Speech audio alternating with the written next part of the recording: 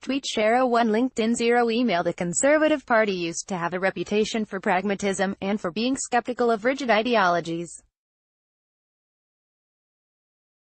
Watching the Brexit fanaticism of Jacob Rees-Mogg and Boris Johnson, you could have been fooled for thinking this is no longer part of its DNA. But the pragmatists are now fighting back. More and more patriotic Tories are coming out in favour of a people's vote as the party gathers for its annual conference in Birmingham. Many are influenced by process of elimination thinking. The Chequers proposal being pushed by the Prime Minister is dead. The Canada scheme being peddled by Johnson would damage the economy and tear the country apart by creating a sea border between Great Britain and Northern Ireland, crashing out with no deal at all, which Johnson would be happy with if he can't get Canada, would be crazy.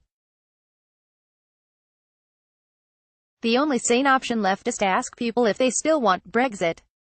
Dominic Grieve has just written a brilliant column for the Sunday Telegraph, making the Conservative case for a new vote with arguments worthy of Edmund Burke. Meanwhile, John Major, a man who exudes pragmatism and good sense, gave unequivocal support for a new vote on Friday. The former Prime Minister said Brexiters presented a fantasy case in the referendum, and almost nothing that was said to be the case has turned out to be the case.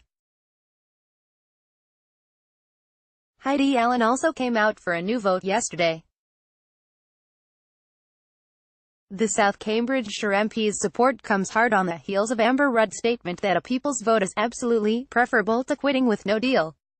They join Anna Soubry, Justine Greening and Sarah Wollaston, all strong Tory women. Why, one might ask, were women more prominent in the campaign for a people's vote than in the male-dominated hard Brexit camp? Could it be that women tend to be more pragmatic? Is it because women, in general, have swung more rapidly against Brexit than men, with 58% now wanting a final say on the deal? Polite rebellion by true Conservatives. We are witnessing what Grieve calls a polite rebellion by pragmatic Tories. They may not make as much noise as Johnson and Rees-Mogg, but they have greater claim to call themselves Conservatives. Among other things, they are worried about how Brexit is damaging the economy, and the Conservatives' reputation for economic competence.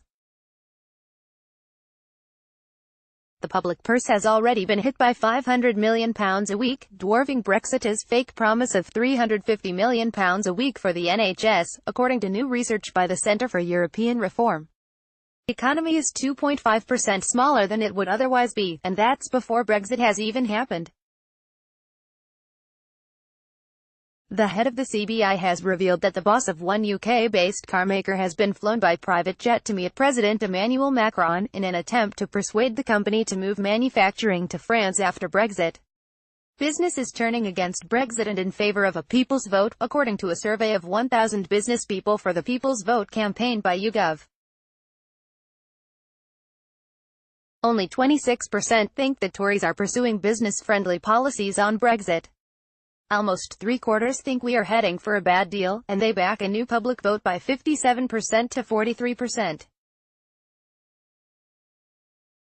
Grieve writes, "It is now clear that there is a significant group of Conservative MPs who think that a people's vote, a vote on the final form Brexit will take, is absolutely indispensable for the future well-being of our country." The fact that this view is now shared by most of the Parliamentary Labour Party and almost all the other opposition parties, demonstrates that the possibilities of a consensus on process is available. That can lead to a far less divisive outcome than the one that threatens to engulf us. Grieve hopes Theresa May herself will come to see the wisdom of doing this. If she doesn't, it is looking increasingly likely that there will be sufficient MPs in Parliament to force her to. Tweet Share 1 LinkedIn 0 Email edited by Luke Lithgow.